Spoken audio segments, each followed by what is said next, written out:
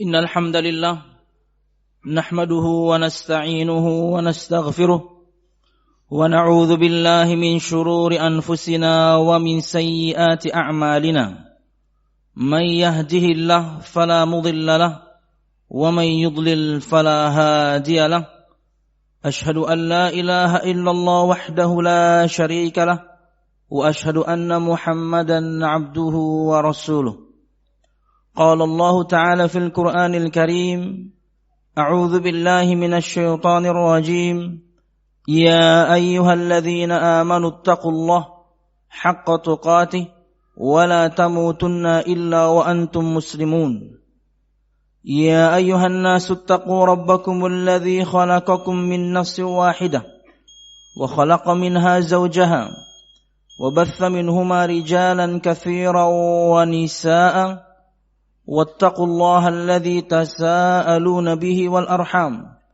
إن الله كان عليكم رقيبا يا أيها الذين آمنوا اتقوا الله وقولوا قولا سديدا يصلح لكم أعمالكم ويغفر لكم ذنوبكم ومن يطع الله ورسوله فقد فاز فوزا عظيما فإن أصدق الحديث كتاب الله وخير الهدي هدي محمد صلى الله عليه وسلم وشر الأمور محدثاتها فإن كل محدثة بدعة وكل بدعة ضلالة وكل ضلالة في النار أما بعد. Hadirin jamaah Jumat rahimakumullah. Alhamdulillah, segala puji dan syukur marilah kita haturkan kepada Allah Subhanahu wa taala yang hingga pada kesempatan siang hari ini kita masih diberikan kesehatan dan waktu luang hingga semua kita bisa hadir bersama di masjid dan juga di majlis yang insyaallah dirahmatinya ini. Amin ya rabbal alamin. Kemudian salawat serta salam semoga selalu tercurahkan kepada junjungan besar Nabi kita Muhammad sallallahu alaihi wasallam juga beserta para sahabatnya, keluarganya dan segenap kaum muslimin yang selalu istiqamah berpegang teguh dengan Islam sampai hari kiamat kelak. Hadirin jamaah Jumat rahimakumullah, setiap hari kita menyebutkan 2 kalimat syahadat minimal 17 kali. Dan itu semuanya terbukti atau minimal yakni 5 atau sampai 10 atau 17. Semua ada pada rakaat salat yang kemudian kita lakukan. Terkadang setelah wudu pun kita menyebutkan 2 kalimat syahadat. Setiap tahiyat pun kita menyebutkan 2 kalimat syahadat. Asyhadu an la ilaha illallah wa asyhadu anna Muhammadar Rasulullah. Saya bersaksi bahwasanya tiada Tuhan yang berhak, yang patut, yang benar disembah kecuali Allah, dan Muhammad adalah Rasulullah sallallahu alaihi wasallam. Tentunya pada khutbah kali ini ulun tidak fokus pada potongan syahadat yang pertama, tapi lebih kepada potongan syahadat yang kedua, yaitu asyhadu anna Muhammadar Rasulullah. Saya bersaksi bahwasanya Muhammad adalah utusan Allah Subhanahu wa taala. Jamaah Jumat rahimakumullah, persaksian ini mengandung begitu banyak kewajiban, mengandung begitu banyak konsekuensi, dan mungkin 9 di antaranya kita akan sebutkan pada khutbah kali ini. Artinya siapapun di antara kita ketika mengatakan asyhadu anna Muhammadan Rasulullah, ada keharusan-keharusan yang dia fahami, yang dia yakini, yang menjadi prinsip dia sebagai seorang muslim yang bersyahadat. Yang pertama adalah tasdiquhu fi ma akhbar min ghairi taraddud. Ketika kita mengatakan asyhadu anna Muhammadar Rasulullah, kita harus membenarkan semua berita yang beliau bawa tanpa ragu. Karena semua yang beliau sallallahu alaihi wasallam sampaikan adalah wahyu Allah Subhanahu wa taala. Allah Subhanahu wa taala berfirman dalam surah An-Najm ayat 3 dan 4, "Wa ma yantiqu 'anil hawa in huwa illa wahyu yuha." Dan tidaklah dia berkata-kata dari hawa nafsu beliau, semata-mata ia adalah wahyu yang diwahyukan kepadanya. Dan beliau sallallahu alaihi wasallam bersabda, "Ma yakhruju min fiyya illa al-haq." Tidak ada yang keluar dari mulutku ini kecuali kebenaran. Bahkan keyakinan kita akan semua berita yang beliau bawa sallallahu alaihi wasallam harus lebih kita yakini dibandingkan perkataan yang keluar dari lisan kita masing-masing. Siapapun di antara kita ketika berkata-kata dia pasti yakin dengan yang dia katakan. Yakinnya kita akan sabda Nabi Muhammad, akan firman Allah Subhanahu wa taala yang juga beliau sampaikan, harus lebih yakin daripada itu. Allah Subhanahu wa taala berfirman, "Innahu lahaqqum mithlama annakum tantiqun." Sesungguhnya yang beliau sampaikan sallallahu alaihi wasallam adalah sebuah kebenaran sama seperti yang keluar dari lisan-lisan kalian yang kalian ucapkan. Jadi tidak boleh ragu kita dengan semua yang diberitakan Nabi Muhammad sallallahu alaihi wasallam, sekalipun itu adalah perkara-perkara yang gaib, perkara-perkara yang tidak kita bisa indra, tidak bisa kita lihat, tidak bisa kita dengar, tidak bisa kita cerna. Selama itu firman Allah dan juga sabda Nabi Muhammad SAW. Apakah berita-berita tentang masa lalu? Apakah berita-berita tentang akhir zaman? Selama itu kebenaran dari Nabi Muhammad SAW, maka kita membenarkan semua yang beliau sampaikan dan tidak boleh ragu. Wallahu a'lam bishawab. Yang kedua, imtithalu amrihi sallallahu alaihi wasallam bila taraddud. Mempraktekkan, melakukan semua perintah beliau sallallahu alaihi wasallam juga tanpa ragu. Maka jangan sampai kemudian ketika sampai kepada kita ayat-ayat Allah Subhanahu wa taala yang Nabi Muhammad sampaikan, sabda-sabda Nabi Muhammad SAW yang beliau sampaikan dalam hadis yang sahih, dan itu adalah perintah-perintah, jangan sampai kemudian kita masih mempertanyakannya. Apakah perintah ini maksudnya adalah kewajiban? Apakah perintah ini maksudnya adalah yang sunnah saja? Tidak perlu. Selama itu perintah Nabi Muhammad SAW yang beliau sampaikan dari perintah Allah atau sabda beliau yang sahih, maka kita harus mempraktekkannya, melakukannya dan tanpa keraguan. Allah Subhanahu wa taala berfirman dalam surah Al-Ahzab ayat 36, "Wa ma kana lil mu'minin wala mu'minatin idza qada Allahu wa rasuluhu amran ay yakuna lahumul khiyaratu min amrihim." Tidaklah patut untuk seorang mukmin dan mukminah jika Allah Subhanahu wa taala dan Rasulnya telah menentukan satu hukum, mereka memiliki pilihan dalam perkara mereka tersebut. Artinya kita tidak memiliki pilihan kecuali mentaati Allah, mentaati Rasulullah sallallahu alaihi wasallam. Dalam surah Ali Imran 132, Allah Subhanahu wa taala berfirman, "Wa atiiullaha war rasul la'allakum turhamun." Dan taatilah Allah Subhanahu wa taala dan Rasulnya agar kalian mendapatkan rahmat. Yang ketiga, di antara konsekuensi atau keharusan yang harus kita fahami sebagai seorang muslim ketika semua kita mengatakan asyhadu anna Muhammadar Rasulullah adalah tarku ma naha anhu sallallahu alaihi wasallam bila taraddud. Meninggalkan semua yang dilarang Nabi Muhammad sallallahu alaihi wasallam juga tanpa ragu. Ada larangan dari Nabi Muhammad sallallahu alaihi wasallam yang beliau sampaikan dari firman Allah. Ada larangan dari Nabi Muhammad sallallahu alaihi wasallam yang beliau sampaikan dalam sabda beliau sallallahu alaihi wasallam, maka langsung tinggalkan. Dan juga tidak perlu bertanya apakah larangan ini bermakna keharaman, apakah larangan ini bermakna hanya makruh saja, tidak perlu. Ada larangan Nabi Muhammad sallallahu alaihi wasallam, langsung tinggalkan dan jangan ada keraguan di dalamnya. Apalagi kemudian sampai seorang bisa mengatakan, "Oh, ini adalah sabda Nabi Muhammad, bukan firman Allah, maka kami tidak terima." Oh, ini sangat berbahaya. Posisi atau derajat sabda Nabi Muhammad SAW dalam Islam ini begitu tinggi. Allah yang perintahkan kita untuk mentaati sabda Nabi Muhammad SAW. Dalam surah Al-Hasyr ayat 7 Allah Subhanahu wa taala berfirman, "Wa ma ataakumur rasulu fakhudhuhu wa ma nahakum anhu fantahu." Segala perintah yang datang dari Rasul kalian Muhammad SAW, maka ambillah, lakukan, praktekkan langsung. Dan segala larangan dari Nabi kalian Muhammad sallallahu alaihi wasallam, maka tinggalkan, stop. Sangat takut kita akan ancaman Nabi Muhammad sallallahu alaihi wasallam kalau kita menolak sabda beliau dengan alasan itu bukan Al-Qur'an. Padahal Allah yang perintahkan kita untuk mengikuti sabda beliau sallallahu alaihi wasallam. Kata Nabi Muhammad sallallahu alaihi wasallam dalam riwayat Imam Abu Dawud, "La alfayanna ahadukum muttaki'an ala arikatihi ya'tihi amrun mimma amartu bihi aw nahyun mimma nahaitu anhu fayaqul ma wajadna fi kitabillah ittaba'na." Jangan sampai aku temukan salah seorang di antara kalian yang duduk santai di kursi sofanya, telah datang kepadanya perintah-perintahku, telah sampai kepadanya larangan-laranganku, kemudian dia mengatakan yang ada dalam Al-Quran saja yang kami ikuti. Na'udzubillah. Kata Nabi Muhammad, jangan sampai aku temukan salah seorang di antara kalian demikian. Artinya ini maknanya orang ini menolak sabda Nabi Muhammad sallallahu alaihi wasallam.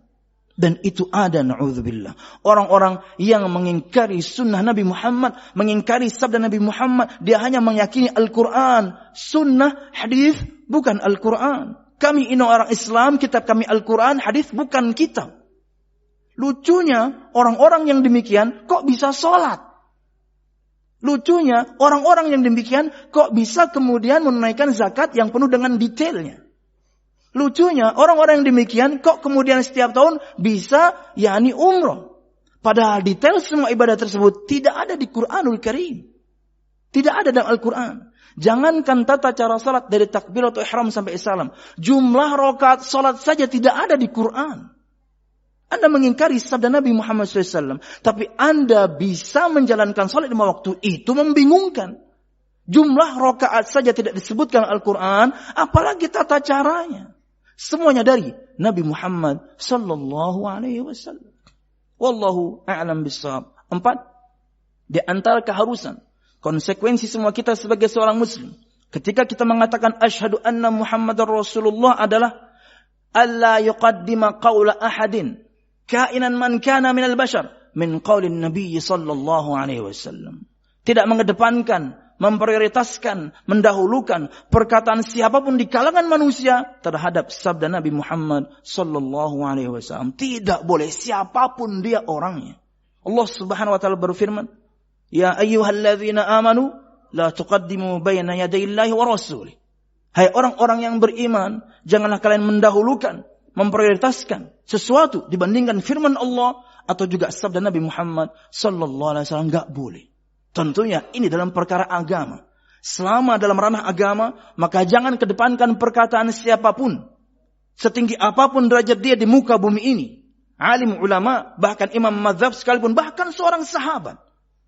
Jika menyelisihi sabda Nabi Muhammad SAW, maka kita tidak mengedepankannya, memprioritaskannya, mendahulukannya dibandingkan sabda Nabi Muhammad SAW. Kata Abdullah bin Abbas radhiyallahu anhu, "Yushiku an tanzila alaikum hijaratun minas sama, aqulu qala Rasulullah sallallahu alaihi wasallam wa taqulu qala Abu Bakar wa Umar." Kala itu Abdullah bin Abbas radhiyallahu anhu menyampaikan akan keutamaan haji tamattu'. Haji yang paling utama. Umrah dulu di bulan-bulan haji, Syawal, Dzulqa'dah dan pekan pertama Dzulhijjah, baru nanti hajian di tanggal 8 sampai 13. Inilah haji yang paling utama. Kala itu kemudian ada seorang interupsi mengatakan, bukankah Abu Bakar As-Siddiq dan Umar bin Khattab radhiyallahu anhuma melarang haji tamattu? Jamaah, larangan Abu Bakar As-Siddiq dan Umar bin Khattab radhiyallahu anhuma tentang haji tamattu itu berdasarkan ijtihad karena kondisi ekonomi kaum muslimin dan kondisi fisik mereka. Ini ibadah yang berat. Mereka melarangnya bukan karena kemudian lebih utama haji yang lain, tidak. Begitu ada yang interupsi demikian, bukankah Abu Bakar As-Siddiq dan Umar bin Khattab radhiyallahu anhuma mereka melarang haji tamattu? Keluarlah perkataan beliau yang ini. Hampir saja langit Allah Subhanahu wa taala akan menurunkan bebatuan untuk kalian, azab dari Allah. Kenapa? Karena saya mengatakan sabda Nabi Muhammad SAW dan kalian mengatakan perkataan Abu Bakar As-Siddiq dan Umar bin Khattab radhiyallahu anhu. Ini contoh yang paling tinggi. Sekali Abu Bakar As-Siddiq saja atau Umar bin Khattab radhiyallahu anhu kemudian tidak sesuai dengan yang Nabi Muhammad perintahkan, kita tidak ikuti. Lalu siapa orang ini? Sehebat apapun dia. Alimkah, ustadzkah, tuan gurukah, syekhkah, imam mazhab sekalipun. Kemudian kita mengedepankan perkataannya dibandingkan sabda Nabi Muhammad. No. Dia tidak lebih utama dibandingkan Umar bin Khattab. Dia tidak lebih utama dibandingkan Abu Bakar As-Siddiq radhiyallahu anhu. Wallahu a'lam bissawab. Kemudian yang kelima, alla nabtadi'a fi dinihi ma laysa minhu. Di antara konsekuensi semua kita Ketika kita mengatakan asyhadu anna Muhammadar Rasulullah, kita tidak mengada-ada dalam syariat yang Nabi Muhammad bawa yang bukan dari Allah Subhanahu wa taala. Enggak boleh. Karena Islam ini sudah sempurna, bahkan ketika Nabi Muhammad sallallahu alaihi wasallam masih hidup kurang lebih 80 hari, kata Imam Ibnu Katsir, sebelum Nabi Muhammad sallallahu alaihi wasallam meninggal, Allah telah sempurnakan agama ini. Jadi tidak perlu kita berkreasi pada agama ini, dan yang ada ini jangan dimodifikasi. Allah Subhanahu wa taala berfirman, "Al-yawma akmaltu lakum dinakum wa atmamtu 'alaikum ni'mati wa raditu lakumul Islam dina." Hari ini aku sempurnakan untuk kalian agama kalian. Aku cukupkan untuk kalian nikmatku, dan aku ridho Islam sebagai agama kalian. Dan tidak ada satu kebaikan pun yang terlewat oleh Nabi kita Muhammad sallallahu alaihi wasallam. Tidak. Kata beliau sallallahu alaihi wasallam dalam hadis yang dikeluarkan oleh Imam Hakim, "Laisa min 'amalin yuqarribu ila al-jannah illa qad amartukum bih, wa la 'amalin yuqarribu ila an-nar illa qad nahaitukum anhu." Tidak ada satu amalan pun yang akan mendekatkan kalian kepada surga Allah kecuali aku pasti sudah perintahkan, dan tidak ada satu amal pun yang akan mendekatkan kalian kepada neraka Allah Subhanahu wa taala kecuali aku pasti sudah larang. Lengkap. Tidak perlu kemudian kita mengada-ada, menghadirkan sesuatu yang baru dalam urusan agama. Kalau berkaitan dalam urusan duniawi, silahkan. Bikin yang Anda bisa bikin. Invent apa yang Anda bisa invent. No problem. Tapi kalau soal agama, maka sudah sempurna. Kata Nabi Muhammad SAW, "Atqakum billahi ana, a'lamukum billahi ana." Yang paling bertakwa di antara kalian kepada Allah, saya. Dan yang paling mengenal Allah di antara kalian, saya. Soal agama Nabi Muhammad paling tahu. Dan beliau telah menyampaikan semuanya. Ketika di Haji Wada, sebelum ayat tadi turun, Nabi Muhammad SAW bersabda, "Ala hal ballaghtu?"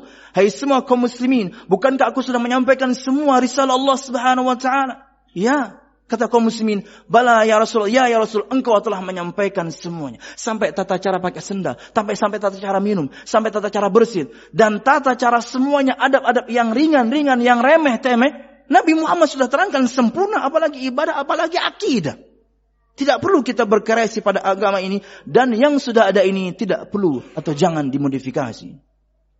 Kemudian 6, alla nabtadi'a fi haqqihi sallallahu alaihi wasallam ma laysa minhu.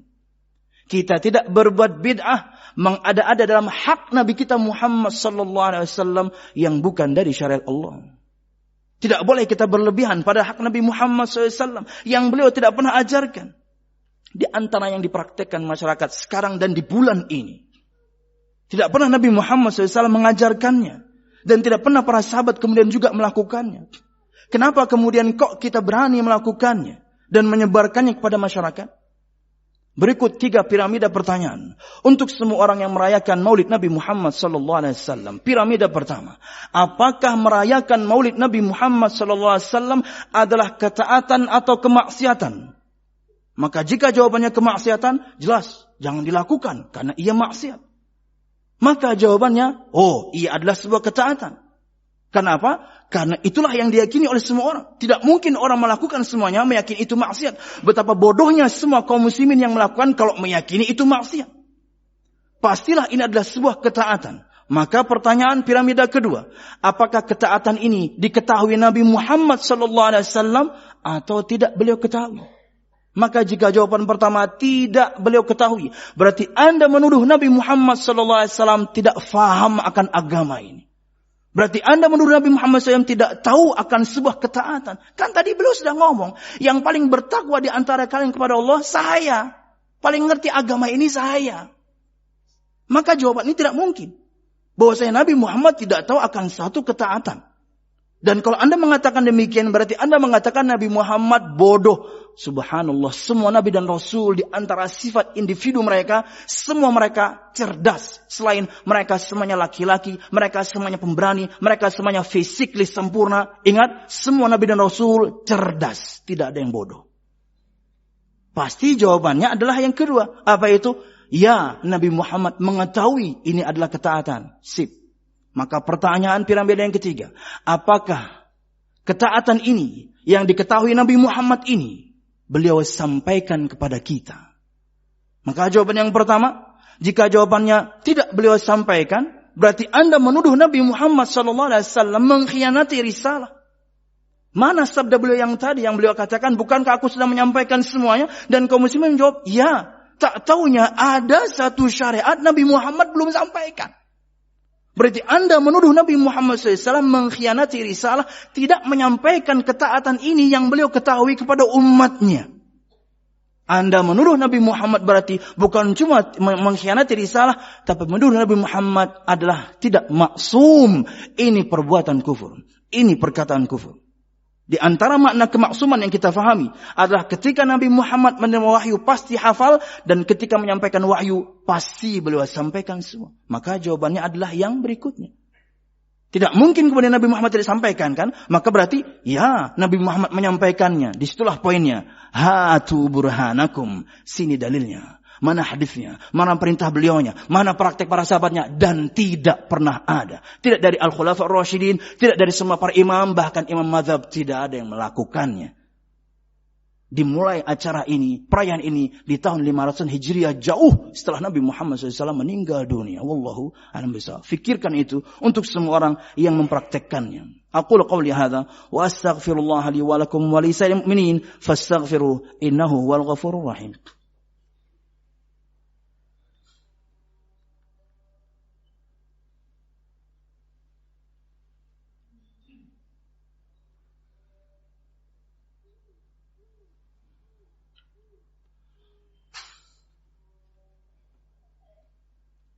Alhamdulillah. Alhamdulillahilladzi hadana li hadza wa ma kunna linahtadiya laula an hadanallah. Wassalatu wassalamu ala asyrafil anbiya wal mursalin Muhammad sallallahu alaihi wasallam wa ala alihi wa ashabihi ajma'in. Alladzi haraba al-batil wa ayyada al-haq wa tamasa ar-radha'il wa ahya al-fadha'il wa tammama makarim al-akhlaq wa hada an-nasa ila siratin mustaqim. صراط الذين أنعم الله عليهم من النبيين والصديقين والشهداء والصالحين وحسن أولئك رفيقا.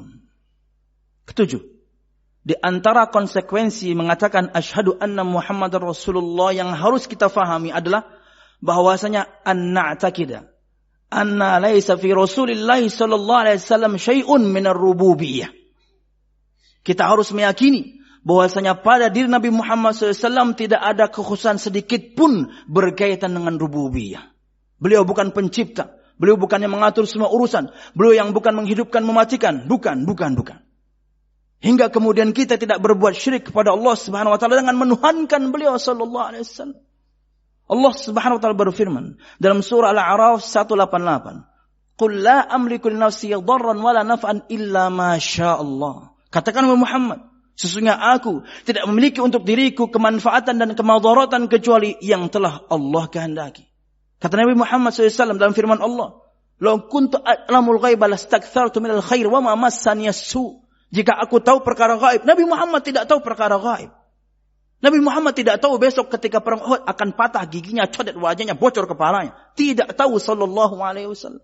Beliau tidak tahu ketika ke Taif kemudian akan dilempari batu hingga bocor juga kepalanya. Tidak tahu. Makanya beliau berdakwah ke Taif. Makanya beliau tetap ikut perang Uhud. Dan luka beliau. Ingat, Nabi kita Muhammad luka. Nabi kita Muhammad manusia. Faedah tambahan, maka hindari semua yang berkaitan dengan belajar ilmu kebal. Nabi kita Muhammad tidak kebal. Sallallahu alaihi wasallam.